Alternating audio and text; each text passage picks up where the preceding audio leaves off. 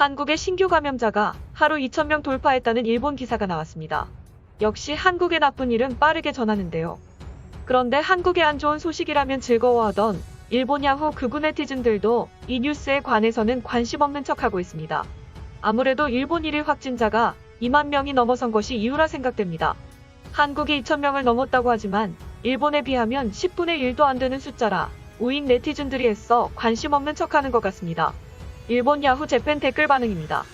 한국을 좋아하는 보도기관이다. 한국이 늘어나든 줄어들든 어찌됐건 일본에는 전혀 관계없어. K-방역 핵심인 스마트폰으로 감염자의 행동을 쫓고 접촉자에게 알리는 것은 지금도 하겠지요? K-방역 멈춰버린 건 아니겠죠? 매일 2,000명이 나오면 전원의 행동을 추적하는 것은 힘들겠군요. 델타 변이라면 눈 깜짝할 사이에 급속도로 늘어나요. 지금까지 통용한 방법이 거의 통용하지 않는 것이 델타 변이. 그래서 일본도 시달리고 있다. 전과 같은 K-방역도 통용되지 않아서 별 수 없네요. 비장의 백신의 조달, 힘내세요. 어렵다면 뉴욕의 백신 접종 투어를 가는 것도 방법일 겁니다. 바이러스에 대해 잘 모르지만 대량으로 감염자가 나오면 그중 변이 정도 나타나지 않을까요? 일본형이나 한국형이 발생하지 않기를 빕니다. 사이가 나쁜 나라에서도 원래 위기에서는 서로 돕는다라고 생각했지만 한국만은 제 개인적인 감정으로 제외하고 싶습니다. 돕는 것은 있어도 도움받는 일은 없어 보인다. 일본에서는 정부 장관이 감염 확대와 올림픽은 무관하다고 말하고 있는데 저쪽 정부 관계자, 언론 등은 감염 확대의 원인은 도쿄 올림픽의 탓, 사과와 배상을 하라고 말하기 시작하겠지. 자국 문제에 대한 책임은 자국에 있습니다. 어딘가에 화살을 돌리고 책임을 전가하는 일을 생각하지 말고 진지하게 사실을 받아들이고 감정이 아니라 올바른 행동으로 대책을 세우세요. 문씨, 이제 반일로 속일 수 없어? 좌파 언론은 이번 봄까지 한국을 코로나 대책의 초우량화처럼 추켜올렸다. 거꾸로 일본 비판을 해왔다. 백신 접종률은 현재 일본의 절반. 일본보다 더한 코로나 대책이 있다는 한국의 솜씨를 보고 싶다. 참고로 8월 18일 기준 백신 1회 이상 접종률은 한국 47%, 일본 51%입니다. 2회 접종률은 한국 20%, 일본 39%입니다. 당초부터 일본보다 철저히 검사하고 추적까지 해서 이런 결과를 보면 일본의 대응은 우수하다고 생각합니다.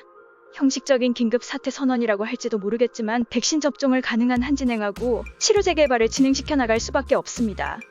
한국의 감염자는 무증상이면 집계하지 않는다던데 정확히는 유증상자 아냐? 무증상 감염자도 포함하면 몇 배의 수이다. 비교적 IT와 상호 감시에서 잘 된 듯 보였던 한국. 문제는 이 나라의 경우 집단 히스테리를 일으키니까 이 정도만 해도 심한 논란이 될 거예요. 책임을 떠넘기기, 마지막은 우리나라에도 책임 전가하겠지요. 연극은 재미있겠는데요. 백신 접종이 부진한 가운데 한국시도 힘든 상황에 빠지고 있군요. 델타 변이는 전염력이 강하다고 알려져 있기 때문에 PCR 검사에서 모인 사람들이 감염 확대로 이어질 수 있으므로 주의하세요. 중국에서 유사한 감염 확대가 발생하고 있습니다. 일본에서도 감염 확대가 억제되지 않고 있어서 열심히 대응을 추진 중입니다. 도움을 못 줘 죄송합니다만 K방역 힘내세요. 행운을 기원합니다. 제대로 코로나 감염자를 포착하고 있었다고 하지만 지난해 초과 사망자 비교해서 한 해 동안 보통 감기도 인플루엔자도 전혀 유행하지 않는 가운데 폐렴 죽음이 크게 왜 늘어난 것인지 알 수 없으니까. 어떻게 생각하면 지난해부터 숨은 코로나 죽음이 대량으로 있었을 것이고 감염자의 실태는 발표된 것보다 단연 많았을 거다. K방역은 최근 들어 파산한 것이 아니며 처음부터 실패했다고 보는 것이 타당한 시각이다.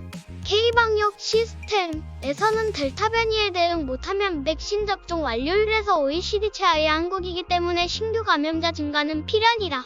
한국 백신 구입비 총액과 정부 발표의 백신 입수 계획에 비해서 한국 국내의 백신 접종률이 두드러지게 낮은 이유는 북한 사랑에 넘친 문 씨와 동료들이 북한의 국내용 백신을 빼내서 남북 한라인을 재개시켰다.